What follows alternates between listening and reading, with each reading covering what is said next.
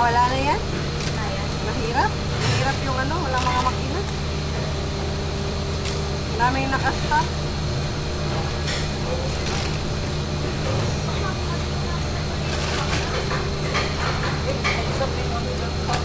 Palugi. Pal, number 8. Hindi na sira. Nandun pa rin sa baba hanggang ngayon, hindi pa nakaakyat. Pati yung mga zero na ano, nagkalat. Hindi niya na, inayos niya ba? Tapos na yung bolt, kunti na lang yung nagkabit. Hindi niya na, ang tawag yan? Hindi niya na ano yung bigat, kasi may zero sa loob. Hindi nahulog.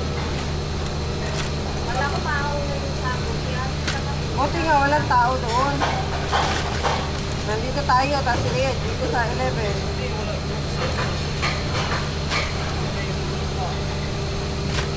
Nabigat yun. Kasi may laman yun na zero. Wala naman pala.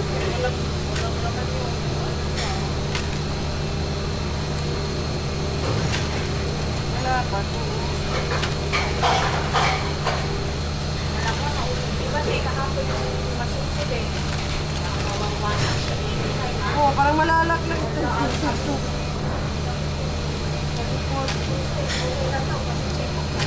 Nakailan na ako ano yan eh, reklamo. Kasi nga, iba yung tono.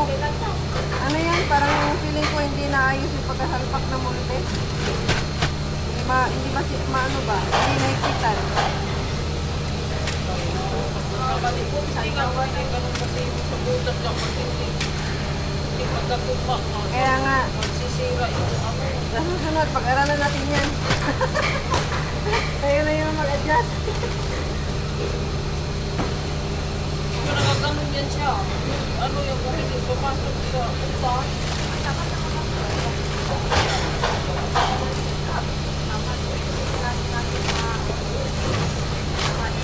Asan na yung malaki yung sakit mo rin? May ano dati yung sakit? ha? Napapatira. Yung sakit sa ano ba? Wala sila pinamalaki dyan? Eh? Yun sa ilalim guys. Wala na dito. Wala dito eh. Malaki yan? Tama na. Ano ba siya masakit? Sa likod na yan. Ha? Sa buto. Napapatira kita. Kaya nagpapahinga minsan dyan sa opisina. Kaya doon nagbabanta, nagpapatira. Ano siya doon kahapon ng pagkalaglag ba, tapos pinulot siya nakayuko. Baka bawal sa iyo po.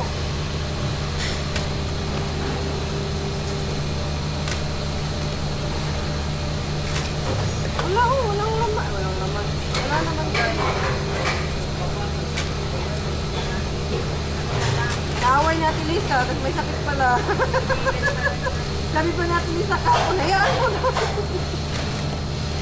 Nagkalat talaga ito eh. Yung ano, zero. Kaya inano ko, pinagpupulot ko. Sabi nga niya, tulungan niyo muna. Nung tinulungan ko, tara tayo, tulungan natin. Bakit yung ginawa? Hindi mo yata ako narinig. Pinulot ko nga yung mga zero. Yan, minsan yun, nagpatulong yan sa akin.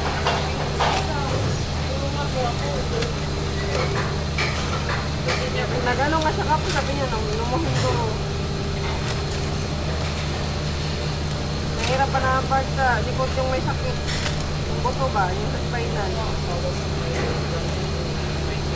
Sa mga ano yan, mga nagbubuhat na magbibigas.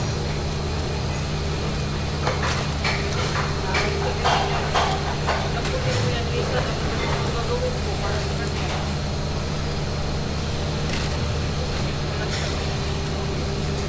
Kasi paglapit ko kahapon, sabi niya, hi, ano niya? Sabi niya, hindi ko napigilan yung pagbagsak kasi ang bigat ng zero. Hindi niya kinaya yung bigat.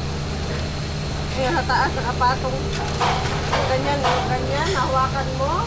Zero nga, mabigat yan. Eh, mas malaki yung sa palugi. Sakitan niya.